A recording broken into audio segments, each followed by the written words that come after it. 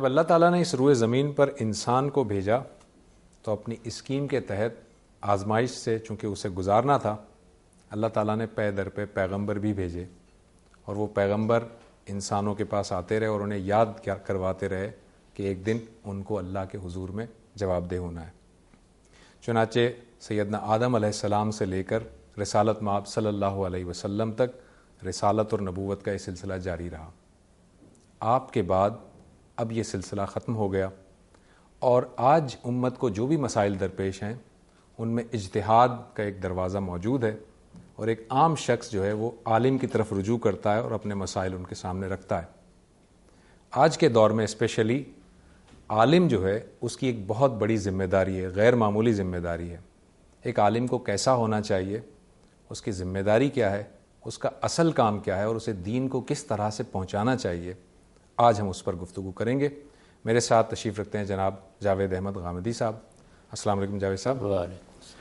جاوید صاحب، ہم دیکھتے ہیں کہ رسالت مآب صلی اللہ علیہ وسلم کے بعد اب بالخصوص ان افراد کی اہمیت اور ان کی امپورٹنس زیادہ ہے معاشرے میں جو دین کا فہم رکھتے ہیں، دین کے بارے میں سمجھ بوجھ رکھتے ہیں، جسے ہم عام طور پر عالم دین کہتے ہیں۔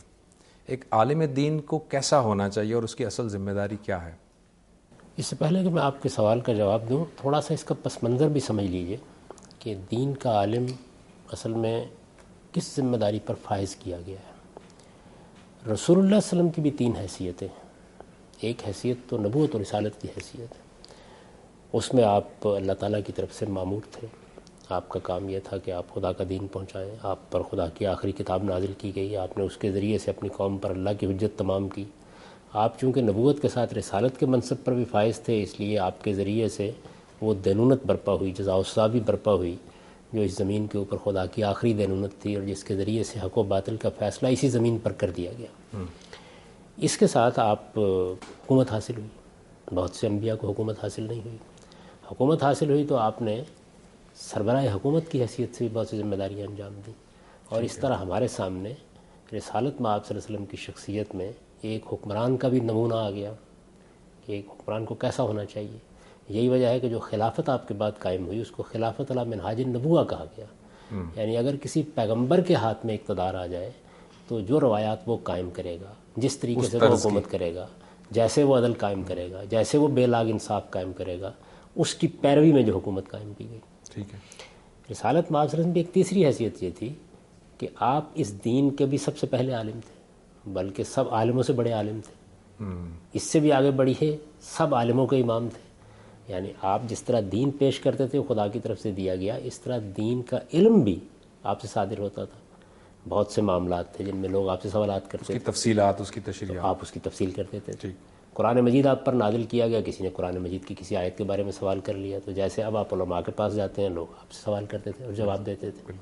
اسی طرح جس دائرے میں دین خاموش ہے، یا جس میں کوئی ایسا سوال پیدا ہو جاتا ہے کہ اگر دین پر عمل کرنا ہے تو اس میں کیا کیا جائے، اور کوئی ہدایت پہلے سے موجود نہیں ہے، تو اجتہادات بھی فرماتے تھے، جس طرح علماء اجتہادات فرماتے رہے ہیں۔ ٹھیک ہے۔ یہ بالکل ٹھیک ہے کہ عام علماء میں اور آپ کے اجتہادات، آپ کی آراء اور آپ کے علمی نقطہ نظر میں یہ فرق ہوگا کہ وہ بے خطا علم ہے، یعنی میرا علم بے خطا نہیں ہو سکتا، کسی بڑے سے بڑے عالم کا علم بے خطا نہیں ہو سکتا، لیکن رسالت مآب صلی اللہ علیہ وسلم کا علم بے خطا علم تھا۔ اگر اس میں کسی موقع کے اوپر کوئی ایسی چیز ہوئی تو اللہ تعالیٰ نے اس کی اصلاح کر دی۔ تو اس لحاظ سے جس طرح رسالت مآب صلی اللہ علیہ وسلم نے ایک اعلیٰ درجے کی حکومت کی روایت قائم کی، بالکل اسی طرح سے علم کی روایت بھی آپ ہی نے قائم کی۔ ٹھیک ہے۔ چنانچہ آپ مثال کے طور پر امام ابن قیم کی کتاب اعلام الموقعین دیکھیں تو اس میں آپ کو امام المفتین کا لفظ ملے گا رسالت مآب صلی اللہ علیہ وسلم کے لیے، یعنی جو فتاویٰ دیے جا رہے ہیں ان مفتیوں میں سب سے پہلے تو آپ ہیں، سب سے پہلے آپ کو یہ امامت حاصل ہے، آپ ہی نے اس کی روایت قائم کی ہے۔ بالکل صحیح۔ اس کے بعد ایک اور معاملہ ہوا، وہ معاملہ یہ ہوا کہ رسالت مآب صلی اللہ علیہ وسلم تو مدینہ میں موجود ہے۔ پہلے مرحلے میں تو آپ مکہ میں تھے یا مدینہ میں تھے تو صحابہ کرام بھی آپ کے قرب و جوار میں موجود تھے، کوئی مسئلہ پیش آتا پوچھ لیتے تھے۔ جب اسلام پھیل گیا، گرد و پیش کے بہت سے علاقے میں لوگ مسلمان ہو گئے، بستیاں کی بستیاں مسلمان ہو گئیں، تو سورہ توبہ میں قرآن مجید نے اس کو موضوع بنایا کہ اب ان بستیوں کے لیے کیا کیا جائے۔ دیکھیے حضور دنیا میں موجود ہیں، لیکن سلطنت وسیع ہو گئی، علاقہ بہت پھیل گیا، بہت لوگ دوسری بستیوں میں اب دین سیکھنا چاہتے ہیں۔ تو اس میں یہ فرمایا گیا کہ ما کان المؤمنون لینفروا کافہ، سارے مسلمانوں کے لیے تو یہ ممکن نہیں ہے کہ وہ ایک ہی کام کرنے نکل کھڑے ہوں، یہ تو نہیں ہو سکتا. یعنی کسی کو جہاد کرنا ہے، کسی کو کاروبار کرنا ہے، کسی کو سائنسی تحقیق کرنی ہے، کسی کو اور کام کرنا ہے، سارے لوگ تو ایک کام کے لیے نکل سکتے ہیں. تو فرمایا فلولا نفر من کل فرقۃ منہم طائفہ، ایسا کیوں نہ ہو کہ ان بستیوں کے اندر سے 2 4 4 لوگ آئیں اور وہ آ کے کیا کریں، لیتفقہوا فی الدین، وہ دین کی سچی بصیرت حاصل کریں. آج کی تعبیر میں کہیے دین کے عالم بنے. بالکل صحیح. اور پھر وہ کیا کریں، بولے ینذروا قومہم اذا رجعوا. یہ بالکل وہی لفظ ہے جو پیغمبروں کے لیے استعمال کیا گیا. بالکل صحیح. اپنی قوم کو جا کے انذار کریں لعلہم یحذرون، تاکہ وہ اللہ کی گرفت سے بچ جائے، پرہیزگاری اختیار کر لیں، وہ صحیح راستے کے اوپر آ جائے. تو اس آیت نے گویا علماء کے منصب کو بیان کر دیا، ہر لحاظ سے بیان کر دیا، پوری طرح بیان کر دیا کہ اب کیا کرنا ہے. چنانچہ اس زمانے میں بھی لوگ اس مقصد کے لیے آئے، انہوں نے دین سیکھا، اپنی بستیوں میں گئے. یہ روایت جب وہاں سے قائم ہو گئی اور خود رسالت میں آپ صلی اللہ علیہ وسلم بھی، جیسے میں نے عرض کیا کہ سب عالموں کے امام ہیں، تو اب اس روایت کے تحت امت مسلمہ میں بہت سے لوگ دین سیکھنے کے لیے نکلے اور انہوں نے اس کو اپنا مقصد بنایا. سب لوگوں سے جیسے قرآن نے کہا یہ مطالبہ نہیں ہے کہ وہ دین کے عالم بن جائے، بن بھی نہیں سکتے، دنیا اس اصول پر نہیں بنائی گئی. دنیا کے اندر اللہ تعالیٰ نے معیشت کے، معاشرت کے معاملات کو تقسیم کر دی.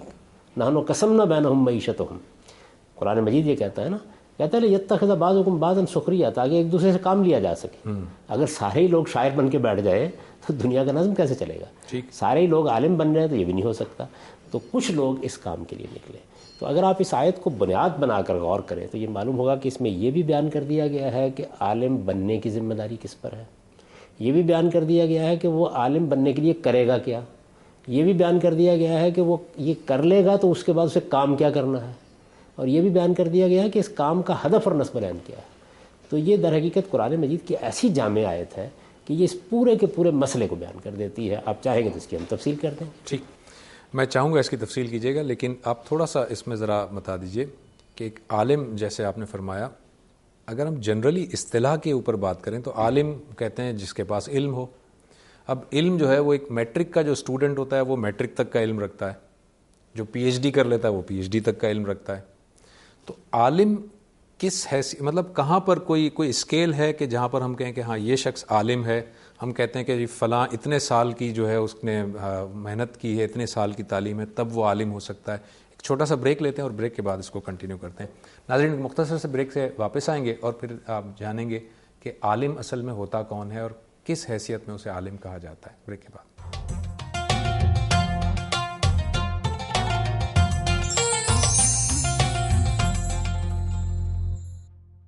ویلکم بیک ناظرین. جاوید صاحب، اس سے پہلے کہ آپ اس آیت کے سارے ان کی وضاحت کریں، یہ ذرا بتا دیجئے کہ عالم ہم کسے کہیں گے؟ اس کی کیا کوئی لمٹ ہے کہ اتنی ہے اس کی تعلیم ہونی چاہیے تبھی وہ عالم کہلائے گا؟ اصول کے لحاظ سے تو آپ کے اس سوال کا جواب بھی اسی آیت میں دے دیا گیا ہے. یہ بتایا گیا کہ لیتفقہوا فی الدین، وہ دین کی سچی بصیرت رکھتا ہو. اس کا فیصلہ ظاہر ہے کہ اس شخص کو کرنا ہے. یعنی اگر مجھے کوئی کام انجام دینا ہے یا آپ کو کوئی کام انجام دینا ہے تو دیانتداری کے ساتھ آپ کو فیصلہ کرنا چاہیے کہ آپ اس کی صلاحیت رکھتے ہیں. یہاں یہ بتایا گیا ہے کہ جس شخص کے پاس دین کی سچی بصیرت ہے، دین کا گہرائی کے ساتھ اس نے مطالعہ کیا ہے، دین کو بہت اچھی طرح سے سمجھا ہے، اسی کو چاہیے کہ وہ یہ ذمہ داریاں انجام دے. ٹھیک. تو اس میں گویا ہمارے ضمیر کے سامنے یہ بات رکھ دی گئی ہے کہ یہ کوئی آسان کام نہیں ہے، یہ کوئی بچوں کا کھیل بھی نہیں ہے. آپ کو ایک بڑی ذمہ داری کی جگہ پر جا کے کھڑا ہونا ہے. آپ کو لوگوں کو بتانا ہے کہ یہ خدا کا دین ہے. آپ کو قرآن مجید کی شرح و تفسیر کرنی ہے، آپ کو کسی حدیث کا مطلب بیان کرنا ہے، تو آپ کے اندر وہ بصیرت ہونی چاہیے جس کی بنیاد پر آپ یہ بات کر سکیں. یہ تو اصول کی بات ہے. اب یہ کہ اس بصیرت کو پیدا کرنے کے لیے کیا کیا جائے، تو آپ کے علم میں ہے کہ خود اس آیت میں یہ بتایا گیا ہے کہ وہ لوگ مدینہ آ کے رسالت میں آپ صلی اللہ علیہ وسلم تربیت پالیں.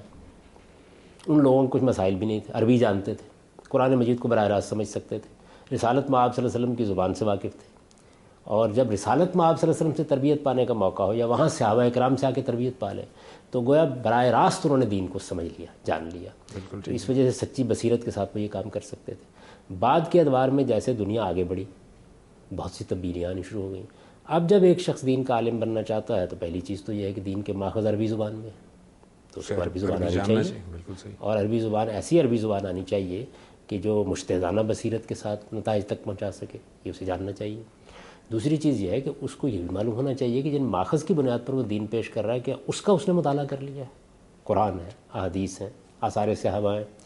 پھر اگلی بات یہ ہے کہ وہ آج تو نہیں پیدا ہوا، 14 صدی کا علم اس کے پس منظر میں ہے، اور 14 صدیوں کے اندر بہت سے اہل علم پیدا ہوئے ہیں، تو اس علمی ذخیرے کے اوپر بھی اس کی ایک نگاہ ہونی چاہیے۔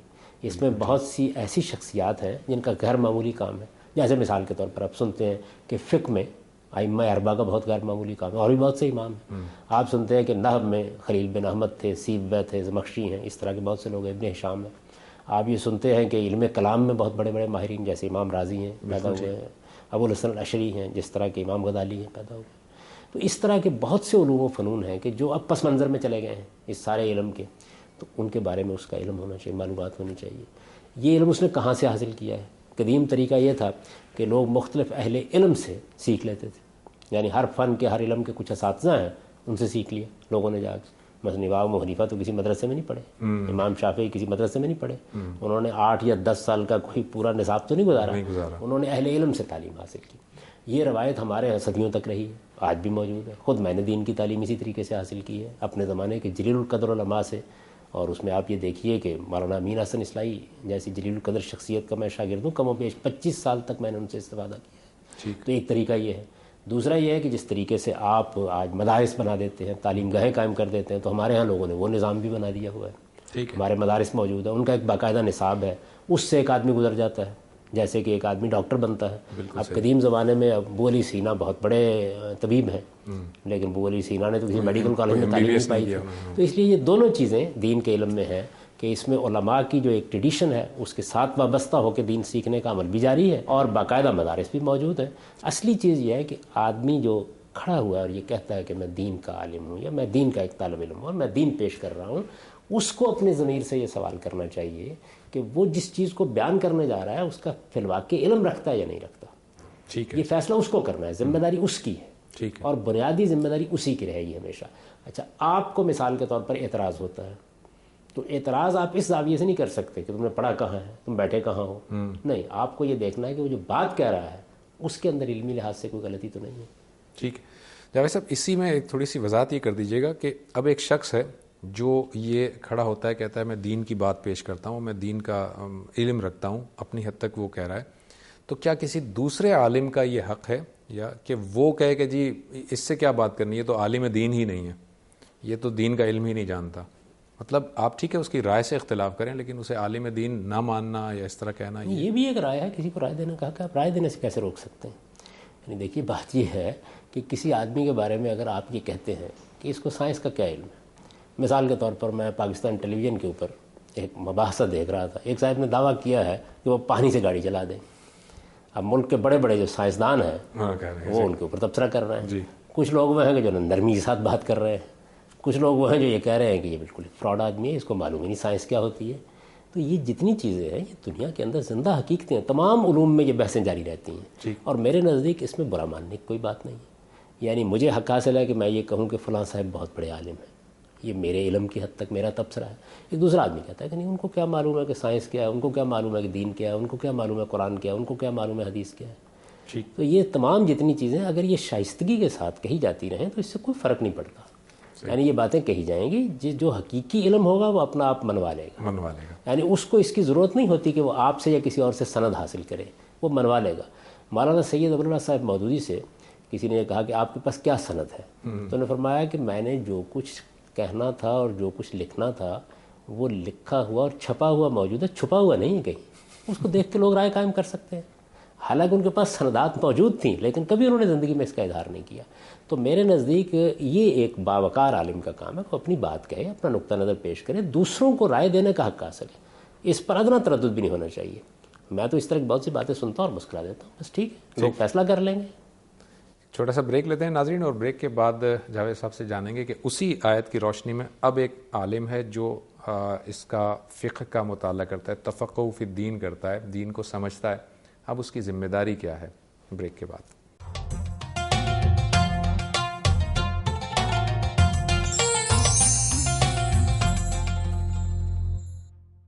ویلکم بیک ناظرین۔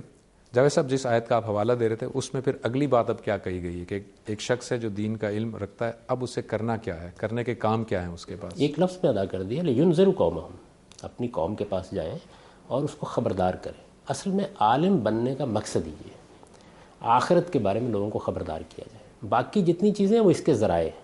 اصلی کام قرآن مجید نے ایک لفظ سے متعین کر دیا.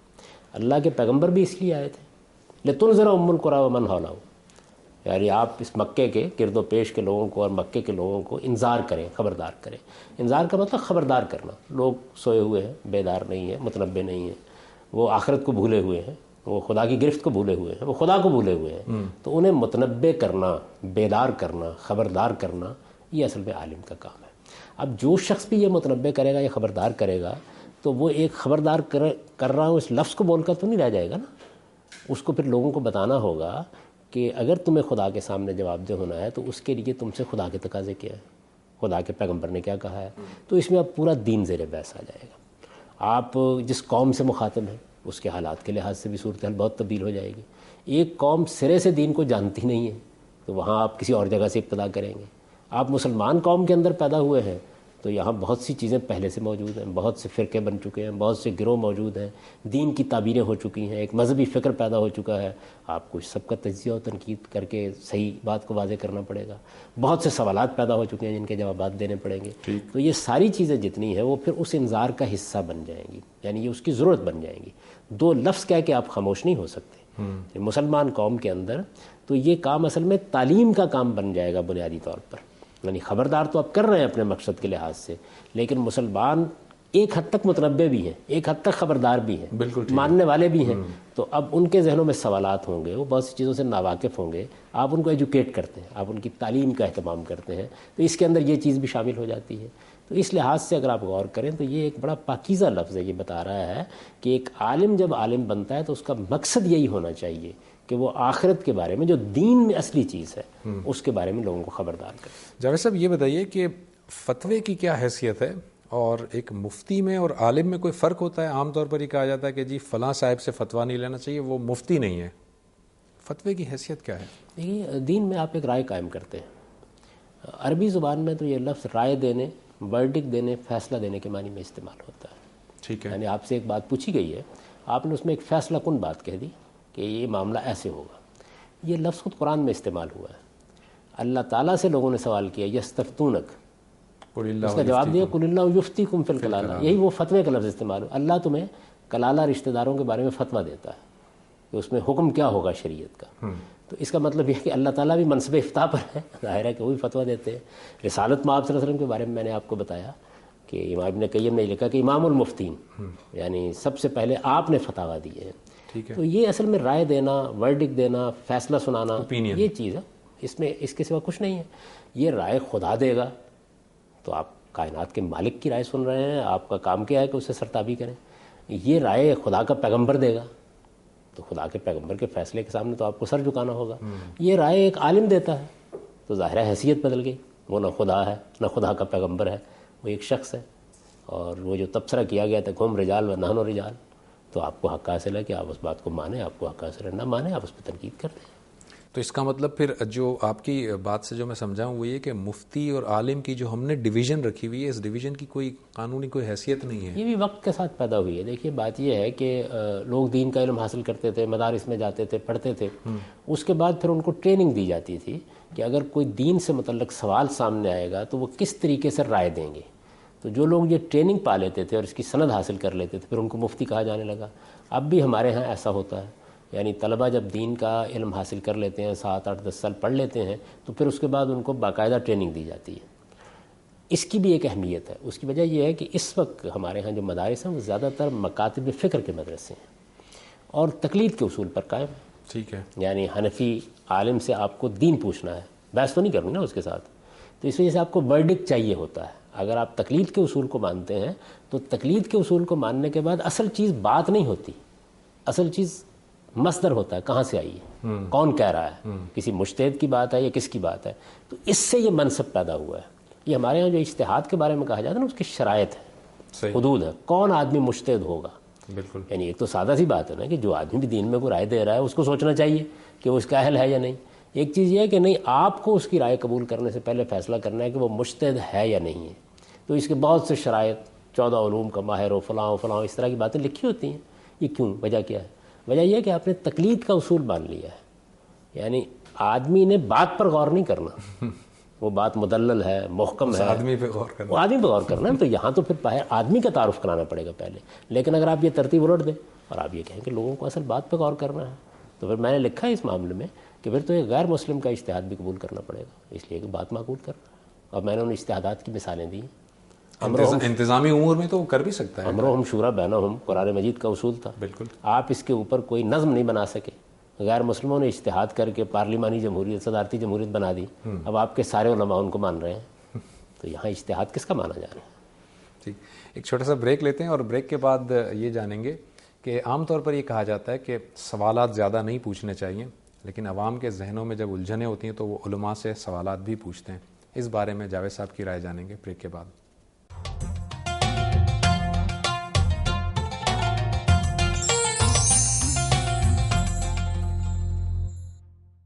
ویلکم بیک ناظرین. جاوید صاحب، یہ بھی دیکھا گیا ہے کہ بعض اوقات مسلمان گھرانوں میں ہی بہت سارے نوجوان ایسے ہوتے ہیں جن کے ذہنوں میں طرح طرح کے شکوک و شبہات ہوتے ہیں اپنے دین کے حوالے سے، اللہ تعالیٰ کے حوالے سے، آخرت کے حوالے سے، اور وہ بڑے بلنٹلی سوالات پوچھتے ہیں جس پہ کہ علماء حضرات میں سے بہت سارے ایسے ہوتے ہیں کہ جو ناراض ہوتے ہیں اور کہتے ہیں اس طرح کے سوالات نہیں کرنے چاہیے اور سوالات پوچھنے سے منع کیا گیا ہے. اس بارے میں آپ کی کیا رائے ہے؟ آدمی کا حق ہے کہ وہ سوال کرے. جب سوال پیدا ہو گیا تو وہ پیش کرے گا اس سوال کو. ایک بچہ مسلمانوں کے گھر میں پیدا ہوا ہے مان لیجئے، لیکن اس کو کتنی تربیت ملی، کتنی تعلیم ملی. اس نے جب آنکھ کھولی، شعور کی عمر کو پہنچا، اس نے گرد و پیش کو دیکھا.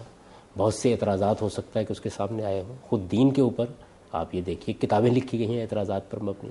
جدید دور کے اندر جو الحاد کا دور ہے، بہت سے سوالات گرد و پیش سے حملہ آور ہو رہے ہیں. تو ہمیں تو پوری شفقت اور محبت کے ساتھ لوگوں کی بات سننی چاہیے، ان کے جوابات دینے چاہیے، ان کو مطمئن کرنا چاہیے.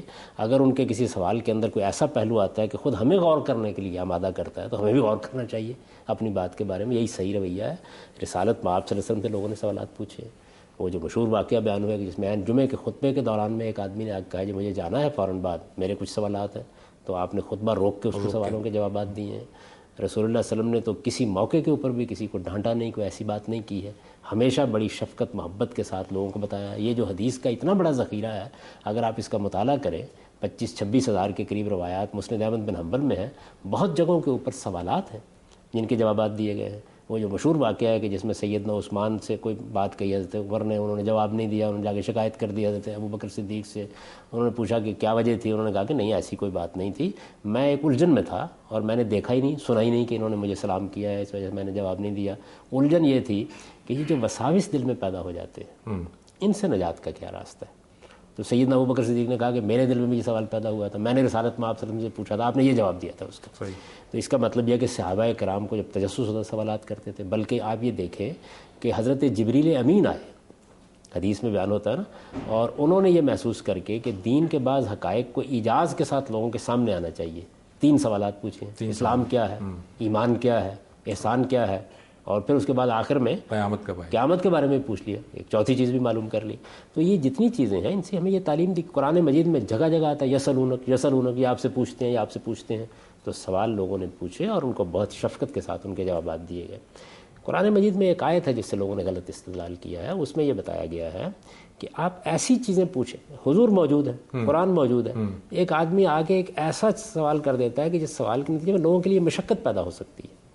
بعض چیزیں ایسی ہوتی ہیں کہ جن کے بارے میں اجمال سے ایک بات کہہ دی گئی ہے آپ کو، تو آپ اس اجمال کو اجمال ہی رہنے دیں.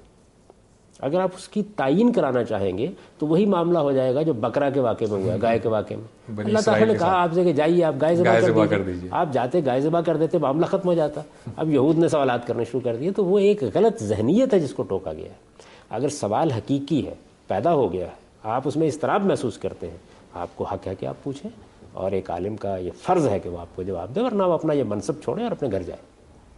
لیکن جاوید صاحب یہ ڈیسائیڈ کیسے ہوگا؟ یہ بات تو مجھے سمجھ آ گئی کہ ایک شخص ہے کہ جو ایک بات کو سمجھنے کے لیے سوال کر رہا ہے، اور ایک شخص ہے کہ جو اصل میں اپنی وہی بنی اسرائیل والی جو ذہنیت ہے اس سے سوال کر رہا ہے اور الجھانے کی کوشش کر رہا ہے. اب ایک عالم کو کیسے پتہ چلے گا کہ یہ شخص جو ہے سمجھنا چاہتا ہے اور یہ شخص خواہ مخواہ کی بحث کر رہا ہے؟ نہیں، ایک عالم کو یہ فیصلہ کرنے کی کیا ضرورت ہے؟ یہ تو اس کو فیصلہ کرنا ہے. میرے سامنے تو وہ ایک سائل کے طور پر آ گیا ہے اور مجھے حکم دیا گیا کہ اما السائل فلا تنہر.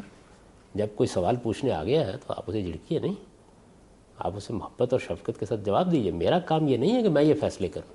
لیکن آپ ایک وقت تک ہی جواب دیں گے نا اسے. وہ خواہ ایک سوال کے بعد دوسرا سوال کر رہا ہے اور وہ آپ کو محسوس بھی ہو رہا ہے کہ وہ جان بوجھ کر یہ کر رہا ہے, تو میں شائستگی کے ساتھ ٹال دوں گا. یعنی جب یہ مجھے معلوم ہو جائے گا کہ یہ سوال حقیقی نہیں رہا ہے اور یہ معلوم ہونا یقینی ہوگا, یعنی میں بہت سے قرائن کے بعد اس نتیجے پر پہنچ جاؤں گا, تو میں ایک شائستہ گریز بھی کر سکتا ہوں.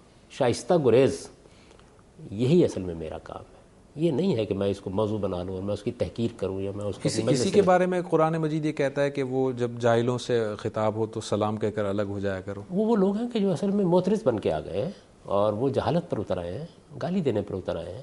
اس طرح کے لوگوں سے بھی آپ کو سابقہ پڑ جاتا ہے. یعنی دنیا میں آپ کسی سائنسی علم پہ بھی اگر گفتگو کر رہے ہوتے ہیں تو یہ نوبت آ جاتی ہے. میں نے ابھی ایک واقعے کا حوالہ آپ کو دیا تھا, اب اس میں آپ دیکھیے کہ ایک بڑے سائنسدان نے جو لب و لہجہ اختیار کر لیا کہ یہ آدمی فراڈ ہے, یہ بکواس ہے, یہ جہالت ہے. ہو جاتا ہے نا بعض اوقات اس طرح. تو ایک عالم کو اس سے اجتناب کرنا چاہیے. یعنی اس کا کام یہ ہے کہ وہ ہر حال میں شائستگی اور تہذیب کے ساتھ دوسرے آدمی کو سمجھائے. اچھا, بعض اوقات آپ کو اس لب و لہجے میں گفتگو کرنی پڑ جاتی ہے جس کو ہیمر کرنا کہتے ہیں, یعنی تھوڑا سا تنبیہ کرنے کے لیے. اس کا تعلق ایسی ہے جیسے ایک معلم یہ فیصلہ کرتا ہے کہ مجھے یہ بات کیسے کرنی ہے. اگر اس کے پیچھے حسن نیت ہے اور آپ دوسرے کو واقعی ایک بات سمجھانا چاہتے ہیں تو اس کے مختلف اسالیب ہوں گے, کیونکہ کوئی ایک آپ معیار نہیں بنا سکتے. لیکن اصولی بات یہ ہے کہ آپ کے اندر شفقت ہو, محبت ہو, سوال کا جواب دینے کی اہلیت ہو, آپ شفقت کے ساتھ جواب دیں. اگر آپ کو سوال کا جواب معلوم نہیں ہے تو صفائی سے اعتراف کر لیں. ٹھیک کہ میں اس سوال کو نہیں جانتا, ٹھیک ہے, میں پیغمبر نہیں ہوں, ضروری نہیں کہ ہر سوال کا جواب میرے پاس ہو, آپ کسی اور صاحب علم کے پاس. بالکل ٹھیک. جاوید صاحب ایک چھوٹا سا بریک لیتے ہیں اور ناظرین بریک کے بعد ہم یہ جانیں گے کہ یہ عالم کے لیے کیا اسلام نے کوئی ایک ظاہری وضع قطع بھی بتائی ہے یا کوئی بھی ہو سکتا ہے عالم, علم دین رکھ سکتا ہے. بریک کے بعد.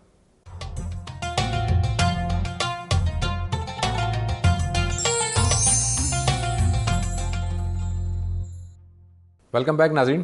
جاوید صاحب یہ عالم دین جو ہے اسلام کا جو علم رکھتا ہے اس کا کوئی ظاہری وضع قطع بھی ہونا چاہیے, کوئی بھی شخص جو ہے وہ دین میں تفقہ حاصل کر سکتا ہے اور فکر کر سکتا ہے؟ تو قرآن مجید نے اسی آیت میں اس کا جواب دے دیا ہے کہ ما کان المؤمنون لینفروا کافہ فلولا کفر من کل فرقۃ منہم طائفہ. یہ تو نہیں کہا کہ یہ کسی خاندان کا ہی جا رہا ہے, یہ نہیں کہا کہ یہ فلاں وضع قطع رکھنے والے لوگوں کا ہی جا رہا ہے. بس یہ بات کہی لیتفقہوا فی الدین. اگر اس طرح کی کوئی پابندی بھی ہوتی تو اللہ تعالیٰ وہی بیان کر دیتے. یہ تو پیغمبروں کے بارے میں بھی نہیں کہا. یعنی پیغمبر کوئی خاص وضع قطع نہیں اختیار کرتے تھے. جو ان کی قوم کے اندر لباس رائج ہوتے تھے, جو رہن سہن کے طریقے ہوتے تھے, جو شرفاء کا آداب ہوتے تھے, انہیں کو اختیار کرتے تھے, اور یہی کرنا بھی چاہیے. عوام میں تو یہ ہوتا ہے نا کہ جی ارے ان کی بات کہاں سنتے ہیں, ان کا حلیہ دیکھو, ان کا یہ دیکھو, اس طرح سے دیکھو, وہ تو لگتا ہی نہیں کہ وہ عالم دین ہے. تو یہ ایسی کوئی حیثیت اس کے قرآن مجید سے نہ تو بتائیے. قرآن مجید میں ایسی کوئی بات ہوئی ہے, نہ کسی حدیث میں اس طرح کی کوئی بات بیان ہوئی ہے. یعنی جو ایک مسلمان کے آداب ہیں وہی ایک عالم کے آداب ہے. اگر لباس کے بارے میں کوئی چیزیں عام مسلمانوں کو کہی گئی ہیں تو علماء کو بھی اس کی پیروی کرنی چاہیے. اگر دین میں کوئی اس نوعیت کے احکام دیے گئے ہیں جن کا تعلق آپ کی ظاہری وضع قطع سے ہے تو علماء کو بھی اس کی پیروی کرنی چاہیے. اس معاملے میں عام آدمی اور عالم میں کوئی فرق نہیں ہے.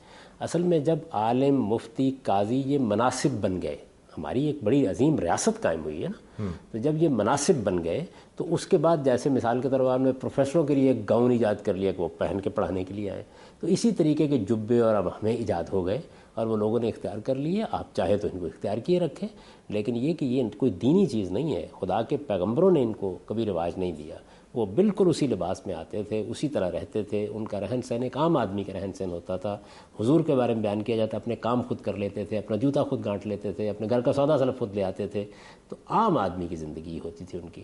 اور میرے نزدیک اس معاملے میں دیکھیے ایک سائنس کا عالم ہے, تو آپ یہ کہتے ہیں کہ اس کو کوئی خاص کلگی لگا کے رکھنی چاہیے, کوئی پر اپنے سر کے اوپر لگا کے رکھنا چاہیے, ایسا تو نہیں کہتے نا.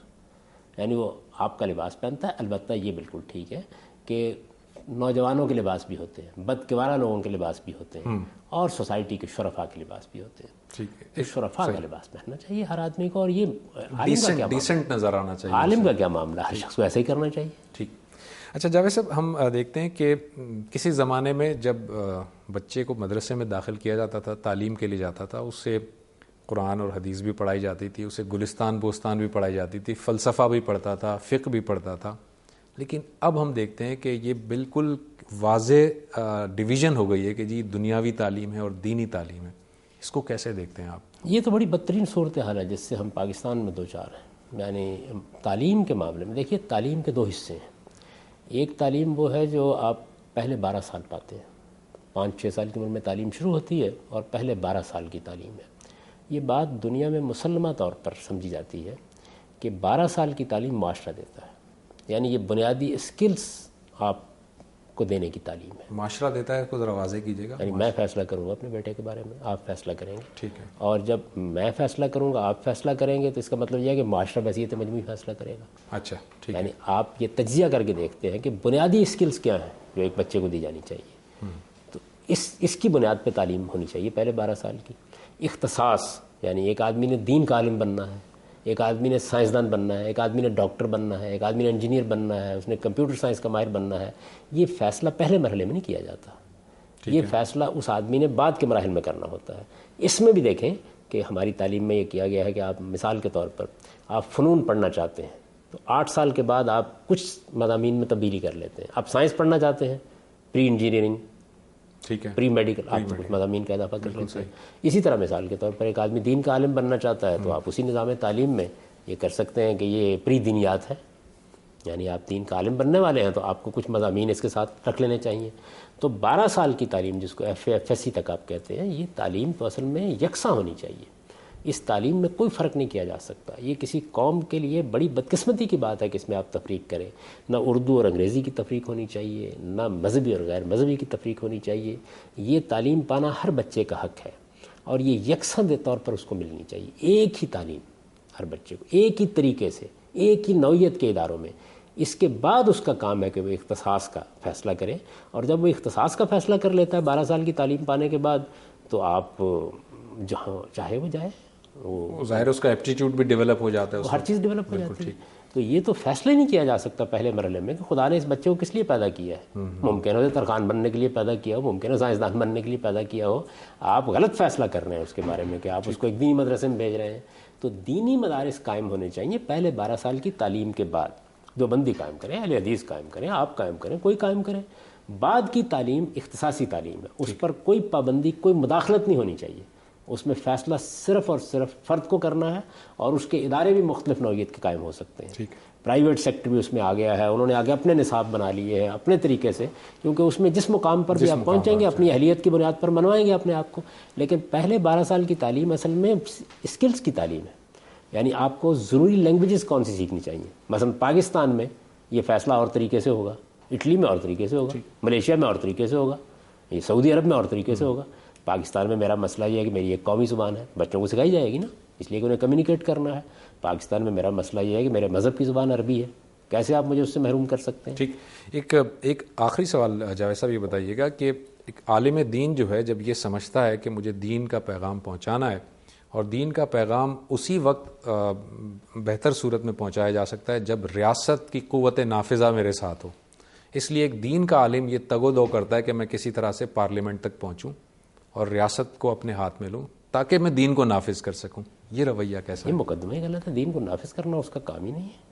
ہم نے قرآن مجید کی جو آیت پڑھی ہے اس کا کام لوگوں کو خبردار کرنا ہے. برے سے برے حالات میں بھی یہ کام کیا جا سکتا ہے. حکومت ساتھ ہو تب بھی کیا جائے گا, نہیں ہوگی تب بھی ساتھ کیا جائے گا. فرعون کی حکومت ہوگی تب بھی کیا جائے گا.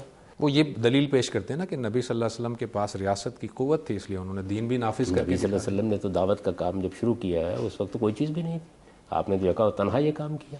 اس کے بعد آپ کی دعوت کو قبول کر لیا لوگوں نے, اور جب دعوت کو قبول کیا تو ظاہر ہے کہ پورا کا پورا معاشرہ مدینے کا جب مسلمان ہو گیا, ان کے رؤسائے قبائل مسلمان ہو گئے, تو اقتدار آپ کے پاس آ گیا. یہ ایسے ہی سیدنا یوسف علیہ السلام کے پاس اقتدار آ گیا تھا. جب آپ کو کوئی چیز مل گئی تو آپ اس کو دین کے مطابق استعمال کریں گے.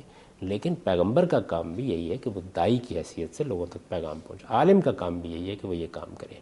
یعنی یہ کوئی چیز نہیں ہے اس معاملے میں کہ میرے پاس کیا قوت نافذہ ہونی چاہیے کیا نہیں ہونی چاہیے. ہماری ذمہ داری یہ ہے کہ ہم لوگوں کو خبردار کر دیں, دین کی حقیقت ان پر واضح کر دیں, ان تک دین کی تعلیم پہنچا دیں, اور وہ آگے پھر فیصلہ کریں کہ ان کو کیا ماننا اور کیا نہیں ماننا. اور یہ کام بدترین سے بدترین حالات میں بھی انہی حدود کے اندر کرنا ہے. تاہم اگر قوت نافذہ مل جائے تو بڑی اچھی بات ہے. اگر مل گئی ہے قوت نافذہ تو پھر آپ کیا کریں گے؟ بالجبر لوگوں کو مسلمان بنائیں گے؟ پھر بھی یہی کرنا ہوگا. یعنی پھر بھی آپ کو لوگوں کو دعوت ہی دینی ہے. دعوت ہی دینی. یہ تو نہیں ہو سکتا.